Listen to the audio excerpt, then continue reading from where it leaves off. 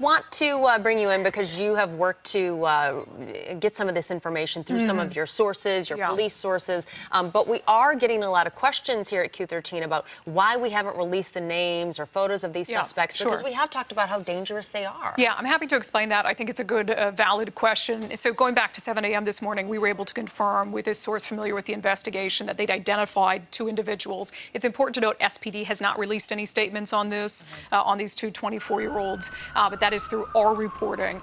The reason why we have not released their names or photographs, although we have both, is that we're not clear where SPD is on their investigation. And the very last thing we want to do is jeopardize their efforts to get these individuals. We don't know if releasing their photos would make it harder for SPD to take them into custody, and that's really the priority here. So if we hear otherwise, that it is appropriate to share those images and their names with you, we will do so. And so I certainly appreciate that question. I've been getting it a lot this morning, but we need to put the priority on the investigation and making sure that SPD is able to do its job.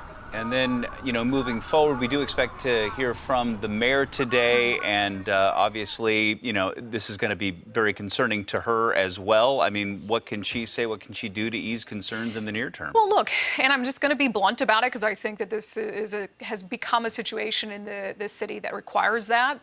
Less talk, more action, fewer words, more deeds. And I'm not saying this as an opinion. I'm saying this as we take a live look back down at 3rd and Pine.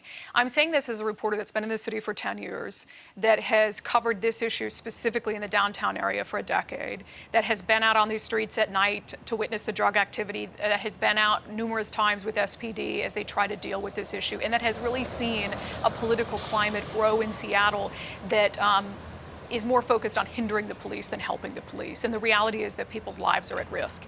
And we cannot afford to have politicians make political calculations before they make decisions about how to keep people safe. And so certainly, and I don't want to put all of that on the mayor of Seattle. She has actually in recent months been very firm about giving the police chief, Carmen Best, the latitude she needs to be able to do her job and make sure that her officers are successful. What I talk about when I say elected leaders are the prosecutors, both the city prosecutor and the county prosecutor, the members of the Seattle City Council. There have been times where SPD wanted to have emphasis patrols and they get pushback from the city council about putting more officers in the area. And I think that yesterday, if it wasn't already a wake-up call, which how could it not be a wake-up call that this area is problematic after so many years, that we really need to make sure that law enforcement has the ability to do their jobs and that there's follow-through on the back end. We look at these people, these 2 suspects, they have, dozens of arrests and criminal convictions. The system has let them down and in turn let the public down as well. I mean, you've done great reporting today. We appreciate that. So, and we've been trying to tell people at home what we do know, but what do we not know at this point, just, for transparency? Yeah, sometimes what we don't know is more important than what we do know. We certainly don't know a motivation yet. We know that there were gang detectives down at the scene last night.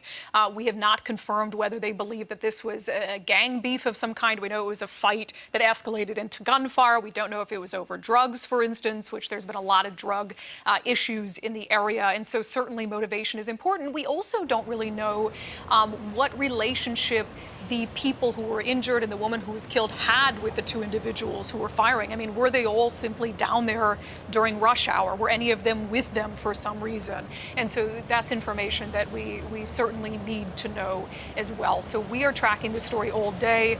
I was just down in the newsroom. We have our reporters working multiple angles on this story throughout the day, including what politicians in Seattle are going to do about this, obviously the continued search for those suspects, and something that's going to be of great scrutiny is their criminal histories. I mean, the 2 suspects, they have both had felony convictions in 2019 for serious crimes, yet here they are back out on the streets. And so that's certainly a question that goes back to, are we really holding people accountable in a way that keeps the public safe?